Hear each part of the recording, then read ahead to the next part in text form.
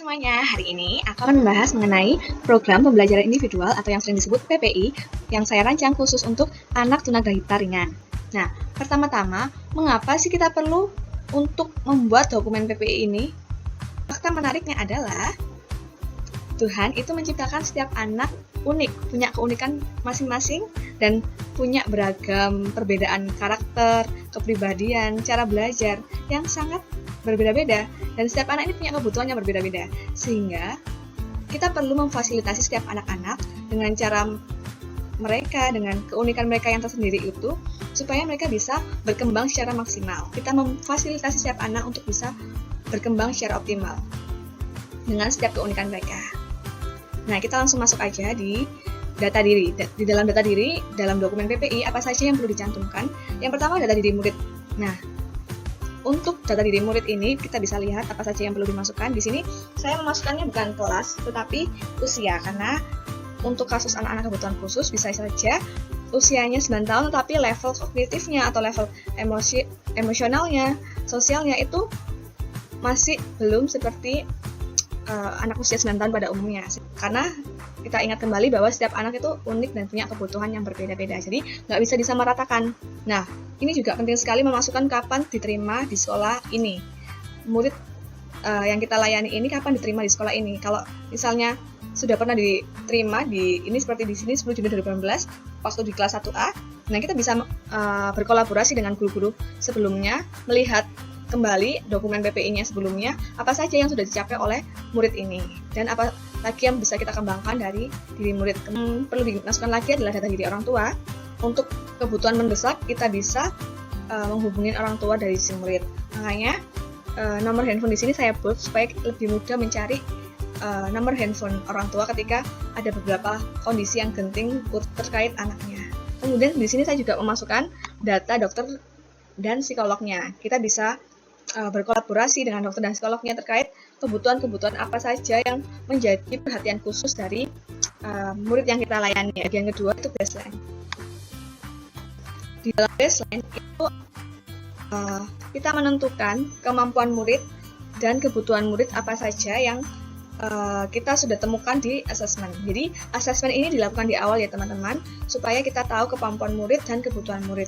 Nah, ini adalah kemampuan muridnya. Dan yang kedua, kita bisa cantumkan juga kebutuhan muridnya itu apa. Kita lanjut ke bagian annual goal, tujuan jangka panjang yang akan dicapai oleh murid. Di sini saya membaginya menjadi per 3 bulan untuk benchmarknya. Kemudian mata pelajaran yang diambil adalah bahasa Indonesia di sini. Terus untuk kompetensinya, jadi untuk jangka panjangnya itu Grace bisa membaca kalimat tunggal. Kemudian dari baseline tadi yang kita sudah bahas sebelumnya, dia sudah punya kemampuan awal yaitu sudah mengenal huruf A hingga Z. Nah, di sini ada 4 area yang akan kita kembangkan dalam diri murid ini. Anak tunagrahita biasanya kebutuhan koordinasi gerak itu belum seimbang. Saya juga menyantumkan alat dan media yang akan dipakai di dalam periode pelaksanaan PPI ini. Nanti kita akan bahas satu persatu. Nah, kita masuk di area pertama yaitu kognitif. Nah, di aspek kognitif ini, tujuan jangka panjangnya di Juni 2001, Grace dapat membaca kalimat tunggal yang terdiri dari 3-4 kata.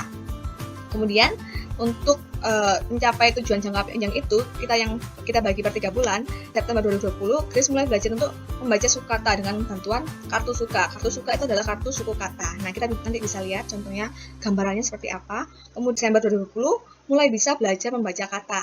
Nah, tetapi masih ada bantuan dengan garis bantuan di bawah suku katanya, misalnya bola. Nah, di situ di dalam flashcard gambarnya itu ada gambar bendanya, kemudian ada nama bendanya, tetapi diberi bantuan dan garis setiap suku katanya sehingga anak bisa belajar membaca kata. Kemudian kita kembangkan lagi dari belajar membaca kata di Maret 2001, mulai belajar membaca kalimat tunggal yang terdiri dari 3-4 kata, yaitu sosial dan emosi. Nah, tujuan jangka panjang yang akan dicapai adalah Grace dapat berinteraksi dengan guru dan teman-temannya.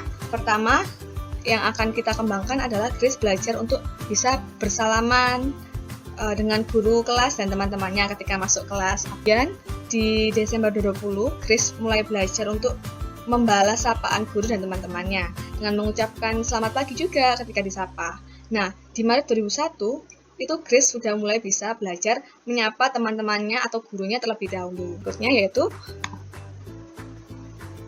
fisik dan motorik. Nah, untuk koordinasi fisik dan motorik ini penting sekali untuk anak tunagrahita, karena kadang-kadang ada beberapa anak tunagrahita dengan kasus yang lebih berat itu belum bisa melakukan aktivitas sehari-hari seperti makan sendiri tuh ada yang belum bisa ketika umur 9 tahun. Tetapi untuk Grace ini sudah bisa, sudah mandiri, tetapi masih perlu dibantu karena masih belum seimbang untuk koordinasi gerak tubuhnya. Sehingga panjang yang akan dicapai adalah bisa melakukan koordinasi gerak tubuh sesuai fungsinya secara optimal, mulai dari menggerakkan tangan, menggerakkan kaki.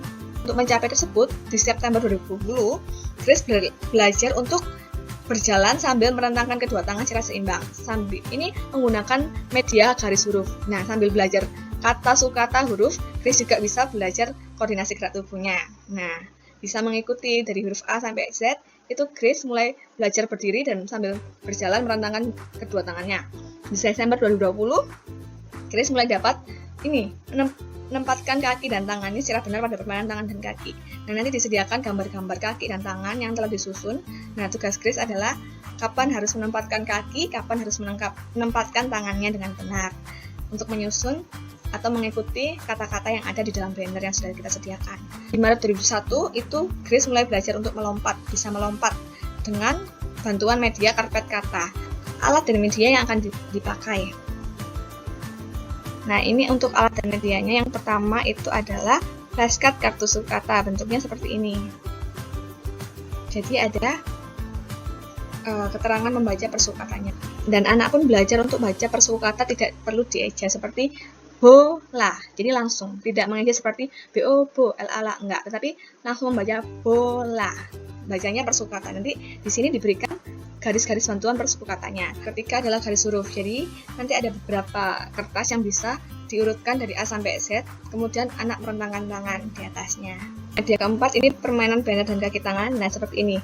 Jadi Grace diminta untuk menempatkan kaki dan tangannya pada gambar yang disediakan. Bisa juga diajari untuk melompat di sini, merangkak. Karpet yang dari spon Eva, nah bisa ditempelin kata-kata dan diminta untuk Grace melompat sesuai apa yang kita minta. Misalnya, coba melompat di bagian subjek, yang mana yang subjek, mana yang predikat, objek, dan keterangan. Kemudian di akhir permainan bisa menyusun menjadi satu kalimat yang sempurna. Jangan lupa untuk memberikan header pada setiap halaman. Jadi ketika halamannya hilang atau berceceran, itu membuat kita tidak bingung ini dokumen dari siapa. Kemudian dituliskan juga untuk periode pelaksanaannya kapan, kemudian nama anaknya, tanggal lahir, usia, NISN, tanggal pertemuan tim PPI-nya kapan. Nah, ini tadi sudah dibahas tadi. Kita bisa masukkan di bagian depan.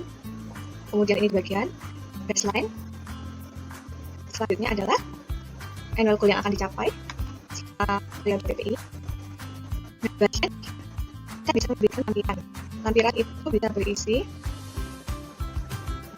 siapa saja yang hadir dalam perancangan dokumen PPI ini. Kemudian bisa juga dilampirkan data medis dari dokternya atau rekam dari psikolognya, data dari psikolognya seperti itu. Sekian presentasi dari saya hari ini.